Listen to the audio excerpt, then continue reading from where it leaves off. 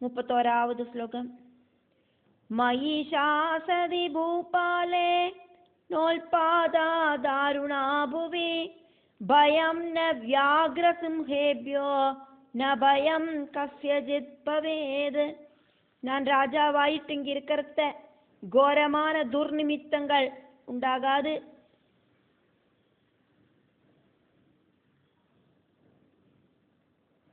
கரடி, சிங்கம் இப்படி இருக்கிற துஷ்ட மிருகங்களொന്നും உன்னை உபதிரவிக்காது. நீ பயந்துக்க வேண்டாம். ஆருமே உன்னை எந்த உபதிரவமும் செய்ய வேண்டாம். நீ என்னத்துக்காகவே இப்படி அழுது நெடுங்கிறாய். 32ாவது ஸ்லோகம். வதவாமோரு கஸ்மாத்வம் விலாபம் ஜானவி தடே கரோஷி த்ராணஹீனாத்ர கிம் தே துக்கம் வதஸ்வமே. அழகி சொல்லு, காப்பாத்துறதுக்கு ஆருமில்லாத இந்த ஜானவி தீரத்துல இப்படி நின்னுண்டு என்னத்துக்கு அழுதுன்னு இருக்காய்? என்னத்துக்காக்கும் நீ இப்படி குயில் மாதிரி கத்துறாய்? என்னவாக்கும் உன்னோட துக்கத்துக்கு காரணம், அதை சொல்லு. 33ாவது ஸ்லோகம். ஹன்யஹம் துக்கமத்யுக்ரம் பிராணினாம் பிருத்திவீதலே தெய்வம் ச மானுஷம் காந்தே விரதமேதன் மகாத்புதம். பூமியில் இருக்கிற ஜீவிகளுக்கு தேவர்களோ மனுஷர்களோ வருத்தி வைக்கிற அத்தியுக்ரமான துக்கங்கள் இல்லாம பண்றது அப்படிங்கிற சிரேஷ்டமான விரதம் நான் ஸ்வீகரிச்சிருக்கேன்.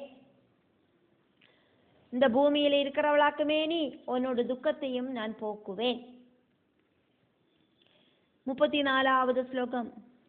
விஷாலலோஜனே ப்ரூஹி கரோமி தவ சிந்திதம் இத்யுக்தே வஜனே ராஜ்ஞா ஸ்ருத்வோவாஜ மிருதுஸ்வனா. ஏ விஷாலாட்சி, நல்ல பெரிய கண்ணு இருக்கிறவளே, உன்னோட ஆக்ரகம் என்னவாக்கும்னாலும் அதை நான் நடத்தி தரேன். ராஜா இப்படி சொன்னதை கேட்டோன்னே ரொம்ப சாஃப்டா பேசுற அவள் இப்படி சொன்னா. 35வது ஸ்லோகம். ஸ்ருணு ராஜேந்திர வக்ஷ்யாமி மம சோகஸ்ய காரணம் விபத்திரஹித பிராணி கதம் ருததி பூபதே. ராஜசிரேஷ்டா, என்னோட துக்கத்துக்கு காரணம் என்னவாக்கும் அப்படின்னு நான் சொல்லறேன். இந்த உலகத்துல ஆபத்து அப்படிங்கிறது இல்லாதக்கு ஆறாத அழுவாளா? சும்மா அழறதுக்கு ஆறாதுக்கும் தோணுமா? அப்ப எனக்கு ஒரு ஆபத்து இருக்கிறதுனாலதான் நான் அழறேன். 36வது ஸ்லோகம். பிரப்ரவீமி மகாபாஹோ யதர்த்தம் ருததீத்வஹம் தவ ராஜ்யாதன்யதேசே ராஜா பரமதார்மிக. வீரா, நான் என்னத்துக்கு அழறேன் அப்படிங்கிறத சொல்லறேன், கேளுங்கோ. உங்களோட ராஜ்யத்துக்கு வெளியில இருக்கிற ஒரு ராஜ்யத்துல ரொம்ப ரொம்ப சிரேஷ்டனான ரொம்ப ரொம்ப தார்மீகனான ஒரு ராஜா இருக்கார். 37வது ஸ்லோகம். ரைபியோ நாம மகாராஜா சந்தானரஹிதோ ப்ருஷம் தஸ்ய பார்யா சுவிக்யாதா ருக்மரேகேதி நாமதா. ரைபியன் அப்படின்னாக்கும் அந்த ராஜாவுக்கு பேரு. குழந்தைகள் இல்லை அந்த ராஜாவுக்கு. அவரோட பத்னியோட பேரு ருக்மரேகா அப்படின்னு ஃபேமஸா இருக்கிறவளாக்கும் அவள். 38வது ஸ்லோகம். சுரூபா சதுரா சாத்வி சர்வலட்சண சம்யுதா அபுத்ரா துக்கிதா காந்தமித்யுவாஜ புனப்புனா. அழகாயிருக்கிறவள், சமர்த்தையாயிருக்கிறவள், பதிவிரதையாயிருக்கிறவள், சர்வ லட்சணங்களும் ரொம்பி இருக்கிறவள். குழந்தை இல்லை அவளுக்கு. அதனால புத்திரன் இல்லாத துக்கத்துல அவளோட சங்கடத்தை கணவர்கிட்ட இப்படி அடிக்கடி சொல்லிண்டே இருந்தா, நமக்கு குழந்தைகள் இல்லையே அப்படின்னு. 39வது ஸ்லோகம். கிம் ஜீவிதேன மே நாதா திக்விருதா ஜீவிதம் மம வந்தியாயா சுகஹீனாயா ஹ்யபுத்ராயா தராதலே. கணவா, நாதா, நான் என்னத்துக்காக்கும் இனி வாழணும்? கஷ்டம். குழந்தையில்லாத மலடியாயிட்டு துக்கிச்சுண்டு இந்த உலகத்துல வேஸ்ட் ஆயிட்டு நான் இப்படி வாழ்ந்துட்டு இருக்கேனே. 40வது ஸ்லோகம். இத்யேவம் பாரியயா பூபா பிரேரிதோ மகமுத்தமம் சகார பிராமணாம் தஜ்ஞானாஹூய விதிவத்ததா.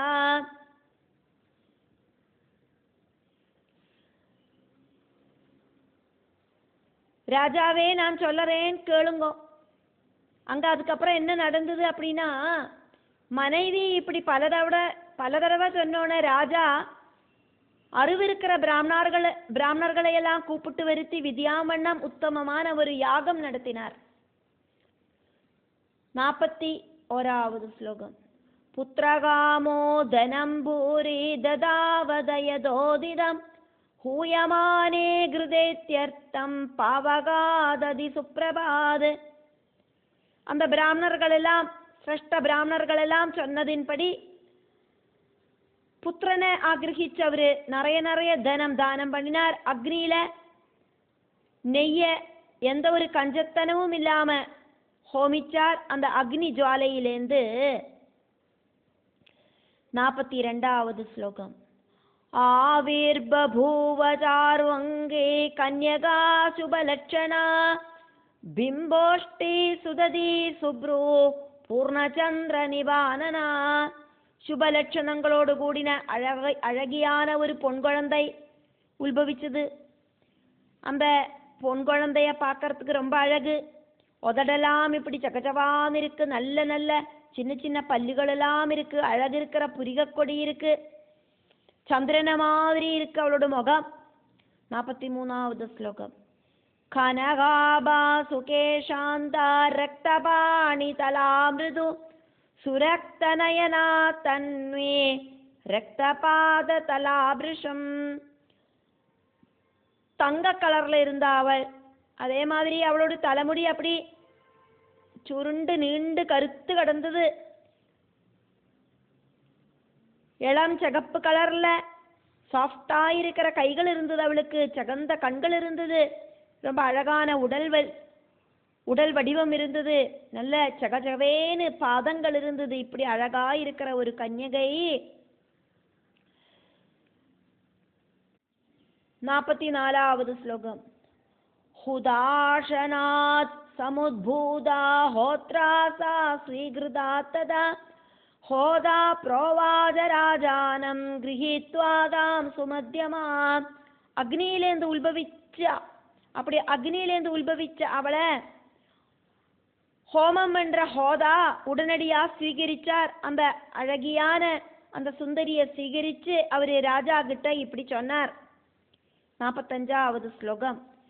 ராஜன் புத்ரீம் கிருஹாணே மாம் சர்வலட்சண சம்யுதாம் ஏகாவலீவ சம்பூதாம் ஹூயமானாதுதாசனாத். ஹோமம் நடக்கிற ஹோமாக்னியிலேந்து ஒத்தவரி மாலை மாதிரி, அதாக்கும் இங்க ஏகாவலி, ஒத்தவரியில முத்துமாலை எப்படி இருக்குமோ அதே மாதிரி சர்வ லட்சணங்களும் ரொம்பின இவள் உயர்ந்து வந்திருக்கா. இவளை மகளாயிட்டு ஸ்வீகரிச்சுக்குங்கோ அப்படின்னு ஹோதாவு ராஜா கிட்ட சொன்னார். 46வது ஸ்லோகம். நாம்னா சைகாவலி லோகே நாம்னா ச ஏகாவலி லோகே க்யாதா புத்ரி பவிஷ்யதி சுகிதோ பவபூபாலா புத்ரியா புத்திரசமானயா. ராஜாவே, இந்த புத்ரி உலகத்துல ஏகாவலி அப்படிங்கிற பேரில ஃபேமஸ் ஆகி தீர்வள். ஒத்தவரி மாலை மாதிரி ஆக்குமே அக்னியிலேருந்து உயர்ந்து வந்தா. அதனால இவளுக்கு ஏகாவலி அப்படிங்கிற பேரு. ஏகாவலி அப்படிங்கிற பேரை போட்டானா இவள் ரொம்ப ஃபேமஸ் ஆயிட்டு வருவள். புத்திரனுக்கு துல்லியான இந்த புத்திரியை சிகரிச்சு நீங்கள் சுகமாயிட்டு வாழுங்கோ. 47வது ஸ்லோகம். சந்தோஷம் குரு ராஜேந்திரா தத்தா தேவேன விஷ்ணுனா ஹோதுர்வாக்கியம் நிருப ஸ்ருத்வா திருஷ்டுவா தாம் கன்யகாம் சுபாம். பகவான் விஷ்ணு தந்ததாக்கும் அப்படின்னு நினைச்சு சந்தோஷம் அடைஞ்சுக்குங்கோ. ஹோதாவோடு வாக்குகளை கேட்டு அந்த ராஜா அழகியான அந்த கன்னிகைய பார்க்கவும் செஞ்ச அந்த ராஜா. 48வது ஸ்லோகம். ஜக்ராஹ பரம பிரீதோ ஹோத்ரா தத்தாம் சுசம்மதாம் கிரஹீத்வா நிருபதிஸ்தாம் தூ ததௌ பத்னியை வரானனாம். ஹோதாவு கொடுத்த அக்னியில ஹோமம் பண்றவராக்கும் ஹோதாவு கொடுத்த அந்த அழகியான கன்னிகைய ரொம்ப ரொம்ப சாட்டிஸ்ஃபேக்ஷனோடு கூடிட்டு ஸ்வீகரிச்சார். அதுக்கப்புறமா அழகாயிருக்கிற அவளை பத்னிக்கு கொடுத்துண்டு.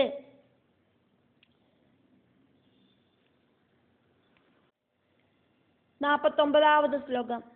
ஆபாஷ்ய ருக்மரேகாயை கிருஹாண சுபகே சுதாம் சா தாம் கமலபத்ராட்சீம் பிராப்ய கன்யா மனோரமாம்.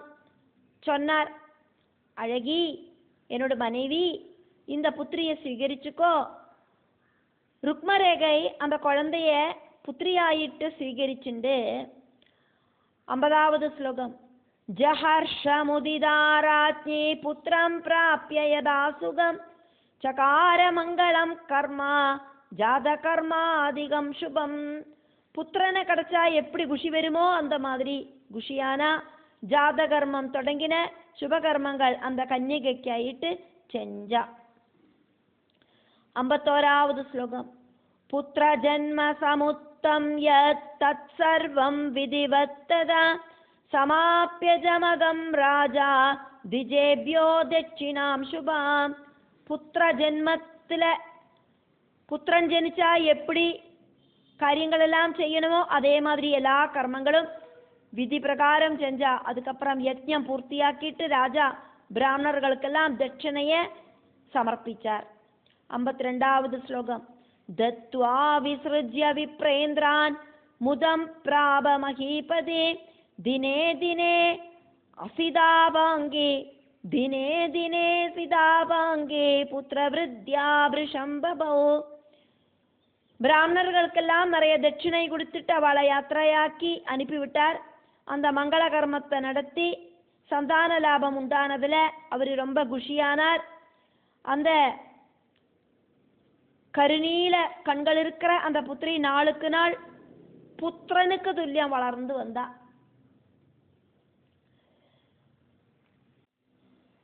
53வது ஸ்லோகம். முதம் ச பரமாம் பிராப நிருபபார்யா சுதான்விதா உல்சவஸ்தத்தினே தஸ்ய பிரவருத்த சுதஜன்மஜா.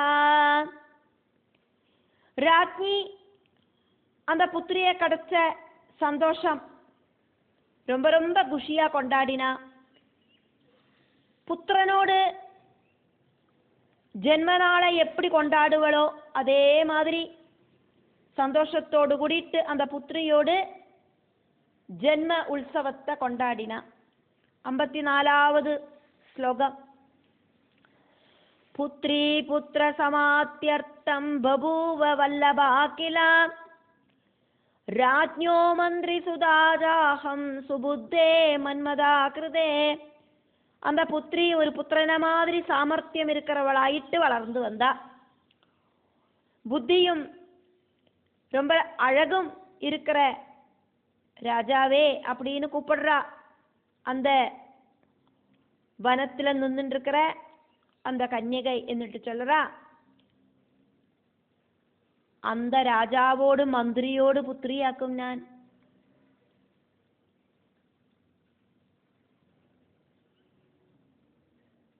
ഞാനിപ്പോ ഒരു രാജകുമാരിയോട് കഥയെ ചൊന്നേനെ, அந்த ராஜகுமாரியோடு அப்பா ராஜாவாக்கும்னு சொன்னேனே, அந்த ராஜாவோடு மந்திரியோடு புத்திரியாக்கும் நான் அப்படின்னு இங்க செல்ஃப் இன்ட்ரோடக்ஷன் பண்றா ஹைஹய ராஜகுமாரன் கிட்ட. 55வது ശ്ലോകം. യശോവതീ ച മേ നാമ സമാനം വയ ആവയോ വയസ്യാഹം കൃതാരാജ്ഞാ ക്രീഡനായ തയാ സഹ. யசோவதி அப்படின்னாக்கும் என்னோட பேரு. நானும் அந்த ராஜகுமாரியும் சமப்பிராயத்தில் இருக்கிறவாளாக்கும். ராஜா என்ன அந்த ராஜகுமாரியோடு விளையாட்டு தோழியாயிட்டு அப்பாயிண்ட் பண்ணி இருக்கவாக்கும் சேரார். 56வது ஸ்லோகம். சதா சஹஜரி ஜாதா பிரேமயுக்தா திவானிஷம் ஏகாவலி கந்தவந்தே யத்ர பத்மானி பஷ்யதி. ரொம்ப ரொம்ப பாசத்தோடு கூடிட்டு நான் ஏகாவலியோடு கூட ராவும் பகலும் நடக்கிறேன். மனம் இருக்கிற தாமரப்பூக்களை எங்க பார்த்தானாலும் ஏகாவலிக்கு ரொம்ப பிரியமாக்கும். 57வது ஸ்லோகம். தத்ர சா ரமதே பாலா நான்யத்ர சுகமாப்னுயாத் சுதுரே ஜானவி தீரே பவந்தி கமலான்யபி. அந்த தாமரப்பூ அப்படிங்கிறது எங்க பார்த்தானாலும் பிடிக்கும். அந்த இடத்துக்கு போய் சேர்ந்தாதான் மனசுக்கு அவளுக்கு சந்தோஷம் உண்டாகும். ரொம்ப தூர ஜானவி தீரத்துல தாமரைகள் இருக்கு அப்படின்னு கேள்விப்பட்டானாக்கா அவள் என்ன பண்ணுவள்? 58வது ஸ்லோகம். ரமமானா தத்ரயாதா மல்சமேதா சகீயுதா மயா நிவேதிதம் ராஜன் புத்ரி தே கமலாகரான். என்னோடு கூடிட்டும் தோழிகளோடு கூடிட்டும் விளையாடுறதுக்காயிட்டு அங்க எத்திச்சேருவள். நான் இந்த விவரத்தை ராஜாவை தெரியப்படுத்தினேன். ராஜா, தாமரைகள் இருக்கு அப்படின்னு தெரிஞ்சா உங்களோட புத்திரி அப்படின்னு அவர்கிட்ட அந்த விஷயத்தை சொன்னேன். உங்களோட புத்திரி. 59வது ஸ்லோகம். பிரேட்சமானாதி தூரே சா பிரயாதி நிர்ஜனே வனே நிஷேதிதாத பித்ராசௌ கிருஹே கிருத்வா ஜலாஷயம். எங்க தாமரைப்பூ இருக்குன்னு தெரிஞ்சாலும் உங்களோட புத்திரி அதை பார்க்கறதுக்கு அதி தூர இருக்கிற வனப்பிரதேசத்திலே ஆக்கும்னாலும் போயிடுவாள் அப்படின்னு நான் அந்த ராஜா கிட்ட சொன்னேன்.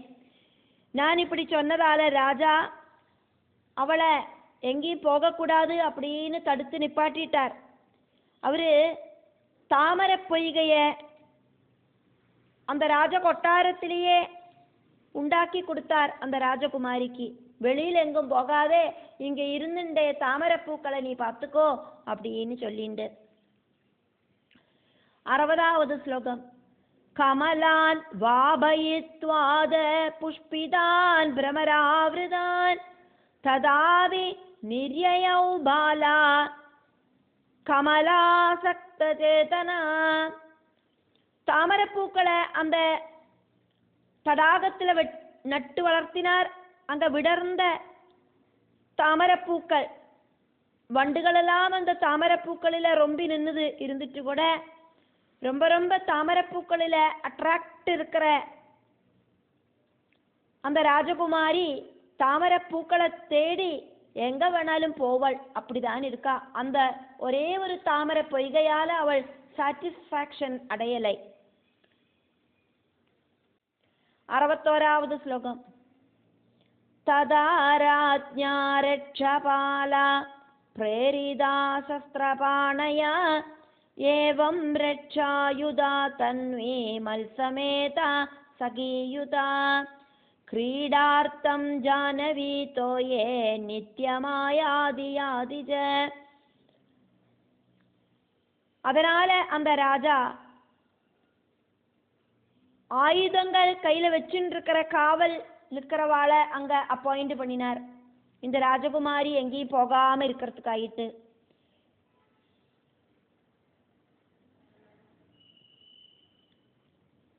அதையும் மீறி போனானா அந்த ராஜகுமாரிய காப்பாத்துறதுக்காயிட்டு காவல் படர்களை அப்பாயிண்ட் பண்ணினார்.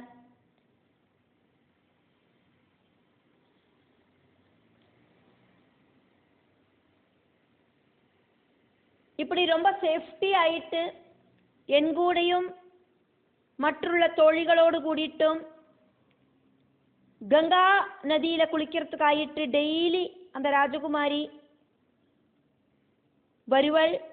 എന്നിട്ട് நாங்கள் இங்கேருந்து திரும்பி போவோம். இப்படி எல்லாம் ஆக்கும் விஷயங்கள் நடந்துட்டு இருக்கு அப்படின்னு ராஜகுமாரியோடு தோழியான ராஜாவோடு மந்திரியோடு புத்திரியானவள் இப்போ ஹைஹய ராஜகுமாரன் கிட்ட சொல்லிட்டு இருக்கிறதையாக்கும் நம்ம பார்த்துட்டு இருக்கோம். இப்படி சொல்லிண்டு தேவி பாகவதத்தில் 6வது ஸ்கந்தத்தில் 21வது அத்தியாயம் முடிவடைகிறது.